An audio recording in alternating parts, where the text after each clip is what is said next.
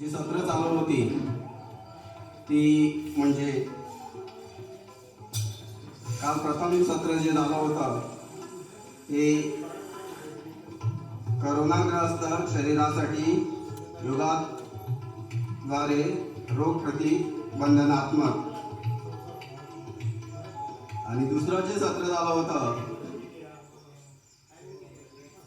व्यवहारातून मुक्ती प्राप्तीसाठी सेवेद्वारे भक्ती आणि आजचं जे तिसरं सत्र आहे ते मानसिक स्वास्थ्यातून कौटुंबिक संतुलन.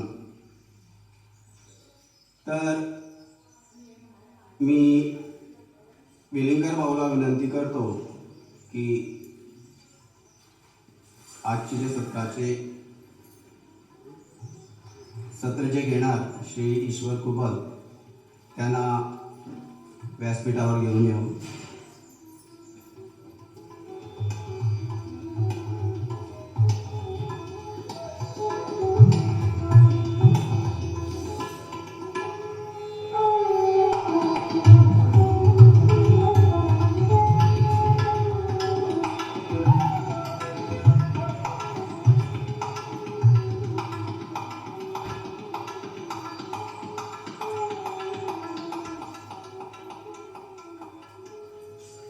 त्यांना गुलाब देऊन त्यांचं स्वागत करावं.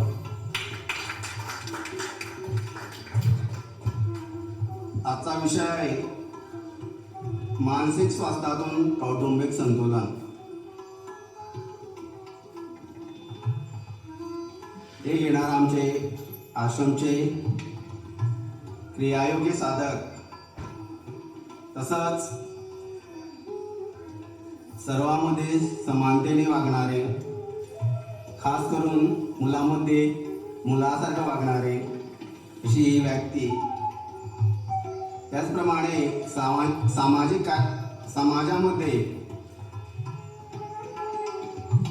ते अनेक ठिकाणी सर्वांच्या हितासाठी कार्य करत असतात. ते BSc BEd हे त्यांनी शिक्षण घेतलेलं आहे आणि 17 वर्षे मुख्य अध्यापक म्हणून त्यांनी काम केलेलं आहे. त्याचप्रमाणे विद्या प्रबोधिनी त्याच्यात ते शिक्षक म्हणून 10 वर्षे काम केलेलं आहे आणि आता ते गीता परिवार ह्याच्यात कोऑर्डिनेटर म्हणून वावरत आहे. तर मी श्री ईश्वर कुबल यांना विनंती करतो की त्यांनी सत्र पुढे न्यावं. हरिओम.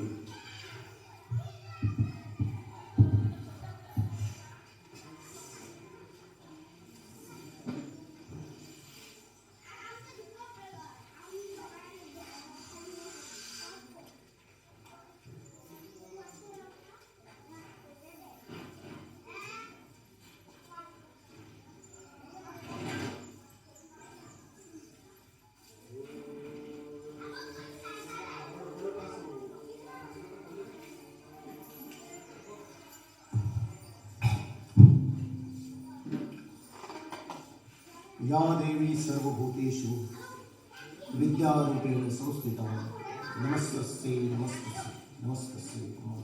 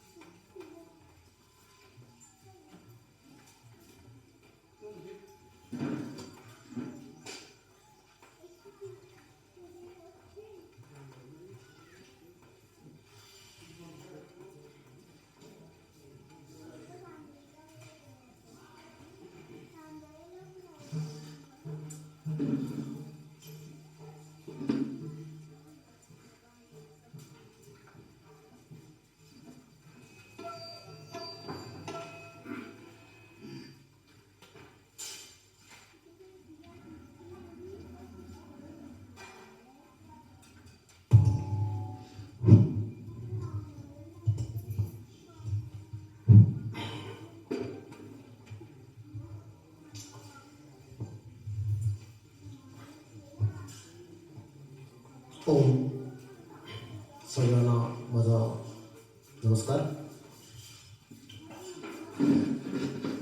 नित्यश्वरांना वंदन करून तसेच परमपूजनीय भाऊ स्वामीजी अध्यक्ष ओम नित्यदेवी योगाश्रमाचे अध्यक्ष आदरणीय संजीवजी नाईक तसेच सर्व साधक अन्य उपस्थित सर्वगण यांना माझा प्रेमपूर्वक नमस्कार. आज आपण कुटुंबाविषयी चिंतन मंथन करणार आहोत. अत्यंत महत्त्वाचा म्हणजे जो आजचा विषय जो आश्रमने मला दिलेला आहे,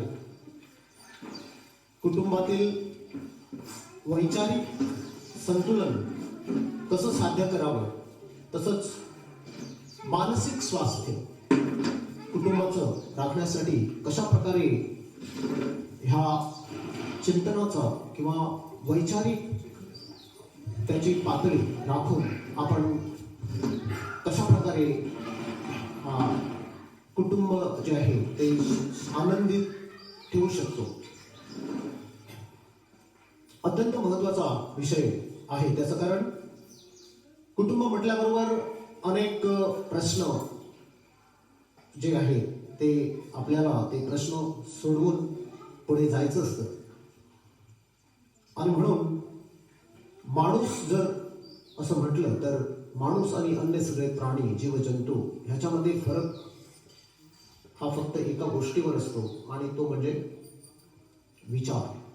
माणूस विचार करू शकतो.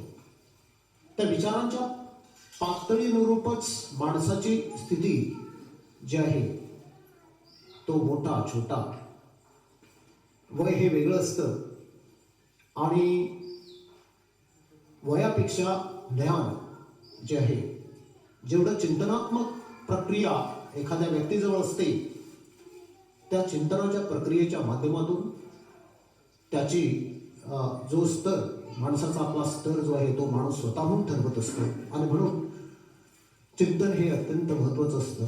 विचार हा अत्यंत महत्त्वाचा असतो. ह्या विचाराच्या माध्यमातूनच आपण जी घडण्याची प्रक्रिया किंवा कोणत्याही गोष्टीची निर्मितीची जी प्रक्रिया आहे ती ह्या विचारातूनच होत असते. आणि म्हणून विचार हे सर्वश्रेष्ठ आहे. आणि म्हणूनच आमच्या सर्व संतांनी म्हटलेलं आहे की विचार बदला, तुमचं जीवन बदलेल. जो दे वांछील तो ते लाहो. ही विचारांची प्रक्रिया, जे आपण मागतो किंवा जे मला हवं आहे त्याप्रमाणे प्राप्ती असते. जे तुम्ही पेराल ते उगवेल. जे विचार तुम्ही तुमच्या मनात पेरता आहात तेच त्याचीच तुम्हाला प्राप्ती होत असते. आणि म्हणून ज्यावेळी आपण कुटुंब आपलं चालवत असतो त्यावेळी अत्यंत महत्त्वाचं म्हणजे विचार. कुटुंबातले प्रमुख ह्या नात्यानं आई वडील ह्यानी विचारांची जी पातळी असते, वैचारिक दृष्टिकोन जो असतो, हा वैचारिक दृष्टिकोन समजा आपण घेऊन गेलो आणि तो वैचारिक दृष्टिकोन विचार करत असताना, चिंतन मंथन करत असताना, ही विचारांची प्रक्रिया घडवत असताना आपण संतुलन साध्य करायचं असेल तर ते संतुलन आपण दुसऱ्याला गृहीत धरून करावं लागेल. त्याचं कारण सतत माणूस जो आहे हे विचार करत असताना स्वतत्वाची भूमिका घेऊन करत असतो. पण संतुलन जर प्राप्त करायचं असेल आपल्या कुटुंबामध्ये तर अत्यंत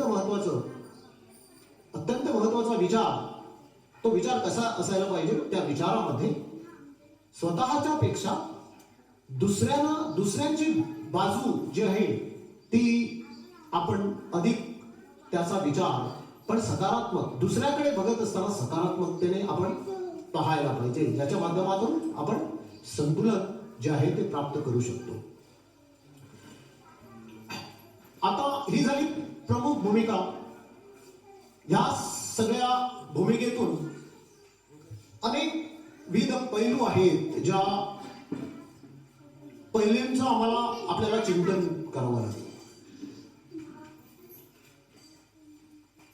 संपूर्ण कुटुंब आहे, तर जे कुटुंब प्रमुख आहेत, आई वडील, आजी आजोबा कोणी असेल, त्यांची भूमिका काय असायला पाहिजे.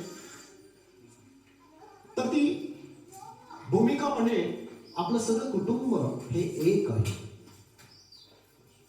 आणि त्या कुटुंबातील आपण एक घटक आहोत.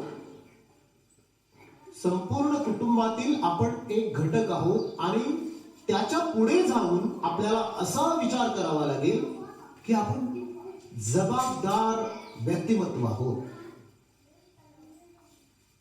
ही भूमिका जर आपण लक्षात घेण्याचा प्रयत्न केला की आपण जबाबदार व्यक्तिमत्व आहोत, तर आपली भूमिका आणि त्याच्यानंतर त्याच्यातून आपली जी क्रिया आहे ती क्रिया आपण व्यवस्थित करू शकतो.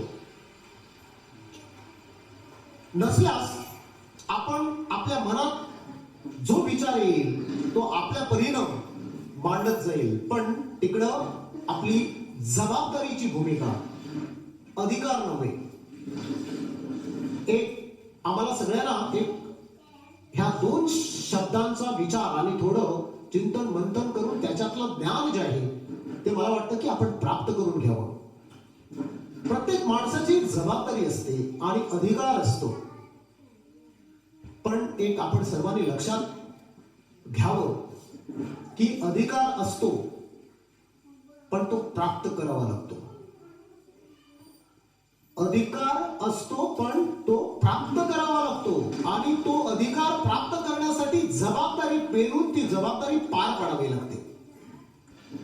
आणि ज्यावेळी आपण ही जबाबदारी पार पाडतो त्याच्यानंतर जो अधिकार आपल्याला प्राप्त होत असतो तो खरा अधिकार असतो.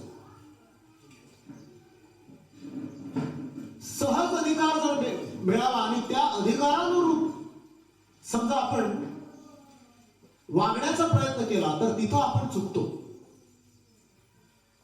पण जबाबदारी पार पडली आणि त्याच्यातून जो आपल्याला अधिकार प्राप्त झाला तो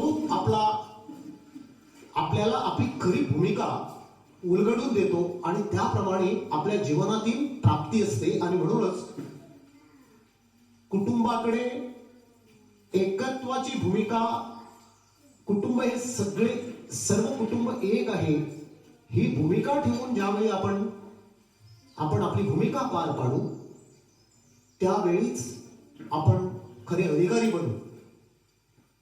ह्याचं उदाहरण जर बघितलं तर एकरूपता कशी प्राप्त व्हावी त्याच्यातलं आपण स्वतःकडेच बघितलं तर एक चांगलं असं म्हणेन मी. कारण एकात्मतेची किंवा एकतेची भूमिका आपल्याकडेच आहे, आपल्या शरीराकडेच आहे. म्हणजे हे हात आहेत, मध्ये पाय आहेत, डोळे आहेत, कान, नाक आहेत, ही सगळी इंद्रिय जी आहेत ही इंद्रिय कुठे जोडलेली आहे? ती आपल्या ब्रेनला जोडलेली आहेत. सो सगळ्या सुरुवातीला काही समजा गरम लागलं किंवा काही तर या प्रक्रियेमध्ये सुरुवातीला कुठं येत असते? सगळे संवेदना आपल्या ह्या ब्रेनकडे, मेंदूकडे जात असतात संवेदना. त्याच्यानंतर हा मेंदू आपलं डिसिजन देऊन त्याप्रमाणे काय करत असतो? त्याप्रमाणे सूचना देऊन त्या आपल्या शरीराच्या भागाला काय तो निर्देशन देत असतो आणि त्याप्रमाणे आपले शरीराचे भाग वागत असतात. तर सुरुवातीला समजा असं झालं की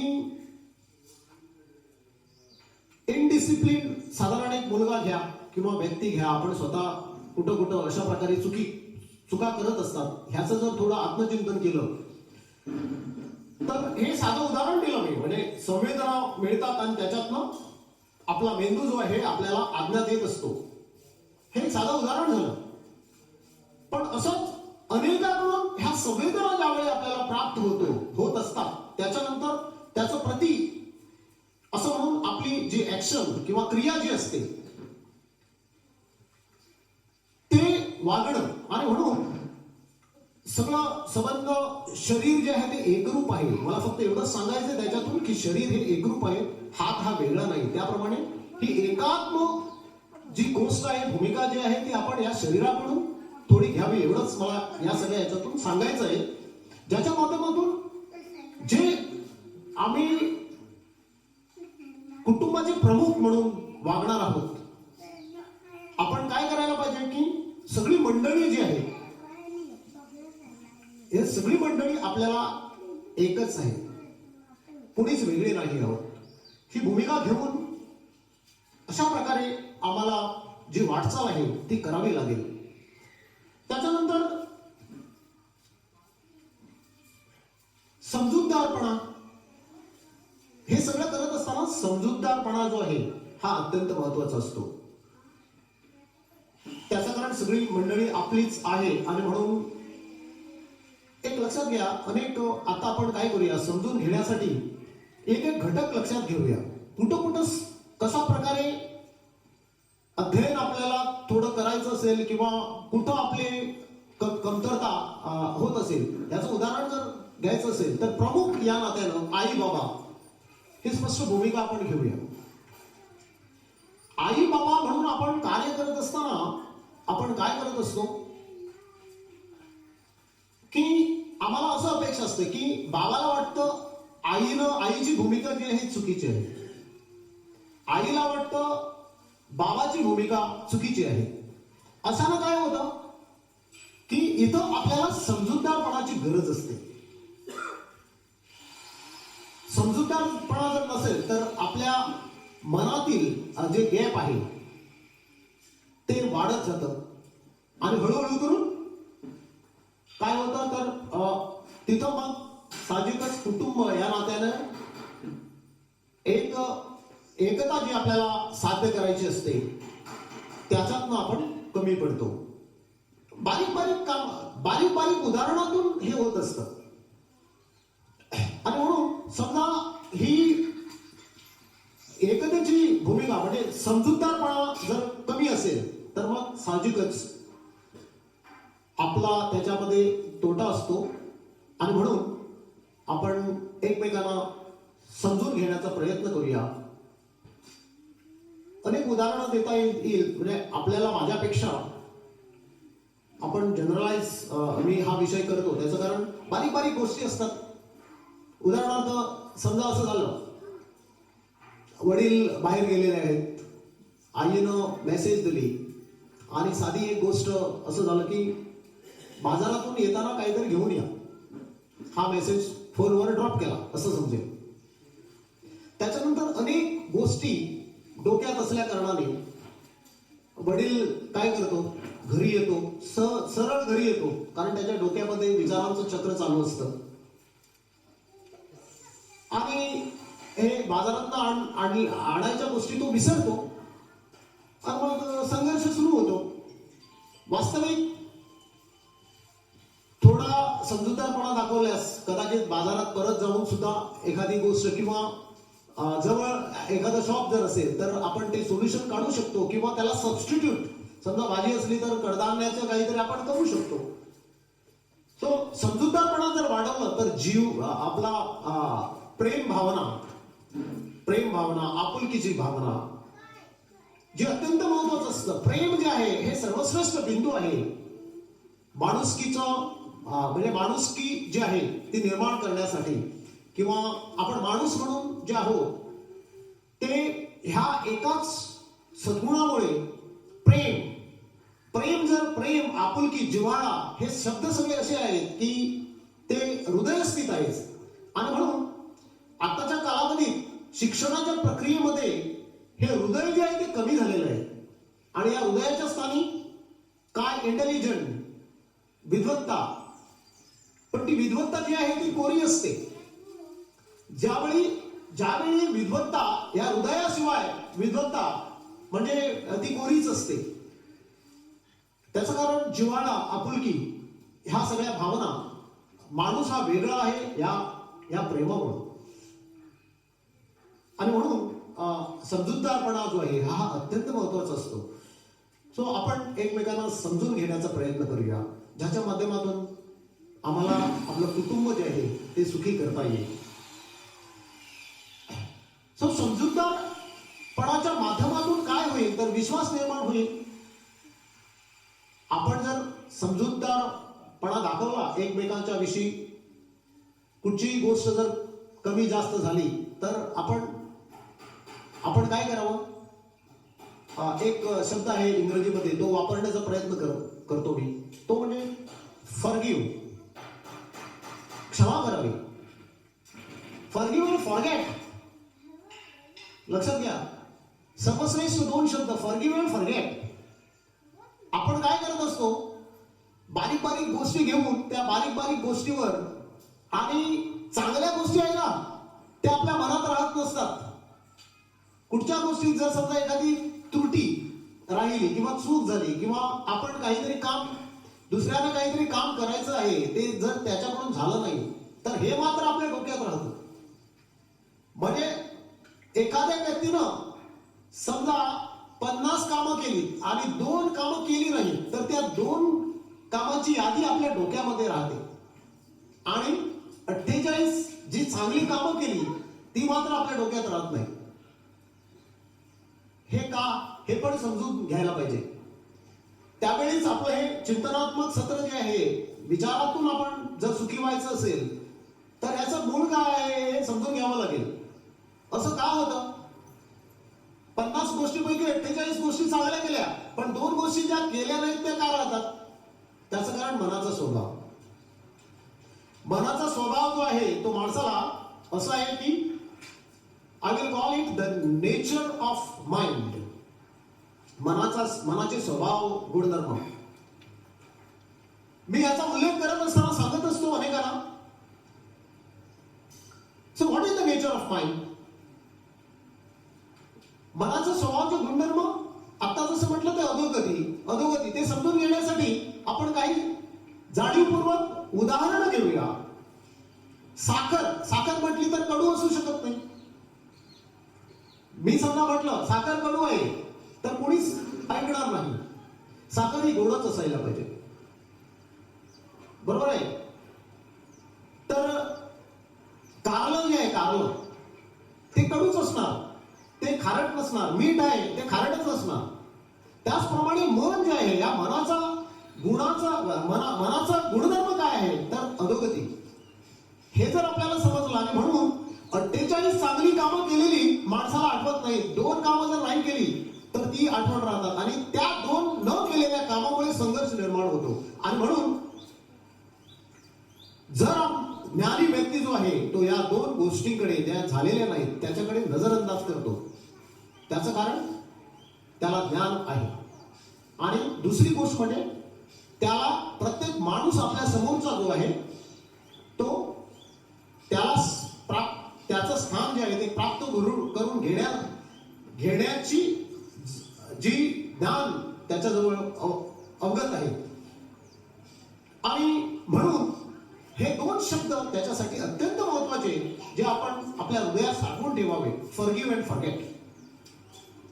आपण क्षमा करा आणि विसरून जा. सो कुटुंबामध्ये सगळं कौटुंबिकपण जागृत ठेवण्यासाठी हे विचारांचं संतुलन अत्यंत गरजेचं आहे. Forgive and forget. सो ज्याच्या माध्यमातून ह्या समजूतदारपणाने काय होईल तर विश्वास निर्माण होईल.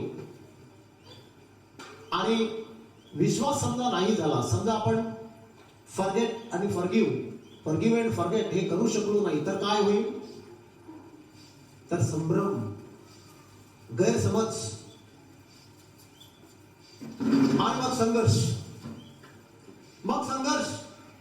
हे बारीक बारीक विषय जे आहेत ते आपल्या संघर्षाकडे आपल्याला नेत असतात. मग या संघर्षातून काय होत असतं तर आपण कुटुंब आपलं घडवण्याच्या प्रक्रियेमध्ये आपला हातभार लावत असतो की बिघडवण्याच्या प्रक्रियेकडे आपलं कुटुंब जातं. सो आपलं कुटुंब आपल्याला घडवायचं असतं, आणि घडवायचं असेल तर विश्वास जो आहे हा निर्माण करावा लागतो. एकमेकांच्या बद्दल विश्वास, आपुलकी, जिव्हाळा. सो ह्या सगळ्या गोष्टी ज्यावेळी करतो त्याच्यानंतरच समजूतदारपणा, या विश्वासातून समजूतदारपणा निर्माण होईल आणि समजूतदारपणातून सर्व कुटुंब एक, या एकतेकडे आपण जाऊ शकू.